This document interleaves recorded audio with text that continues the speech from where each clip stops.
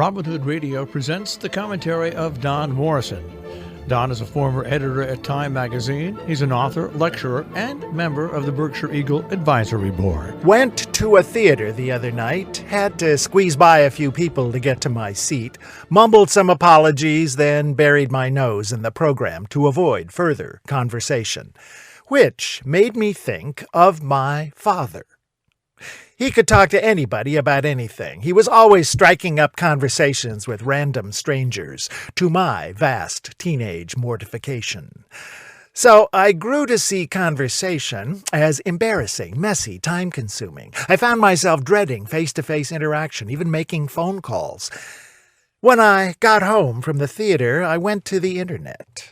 There's a surprising amount of research on this fear of conversation. Sociologists at Japan's Tokai University found that our increasing use of mobile phones and social media has led to impaired confidence, apprehension, social anxiety. That anxiety, University of Chicago researchers discovered, makes us less willing to talk in person to strangers, especially. Why? Because we think, mistakenly, that life is less complicated that way. Or, as Jean-Paul Sartre famously put it, that hell is other people. Sartre was wrong. MIT's Sherry Turkle, who's written 5 books on the subject, says we worry too much we might say something wrong in a spontaneous conversation. So that's why we prefer the comfort of texts and emails, which we can edit. The Chicago studies found we overestimate the danger of saying something stupid or inappropriate. We underestimate how grateful people are when we talk to them, no matter what we say.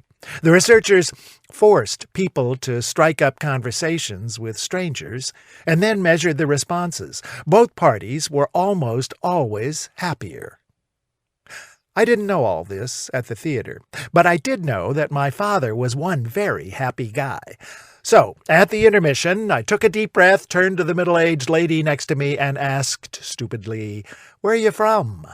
5 minutes later, we were deep in a serious discussion of college loan forgiveness, her kids, and mid-century modern architecture, her house. Never got her name, probably never see her again, but I came away thinking I'd broken through a wall, found a pile of emotional gold on the other side. Can't wait to try it again. So, be warned, if you ever run into me, get ready for a chat. It may not be all that interesting, but it should make us both happier. I'm Don Morrison.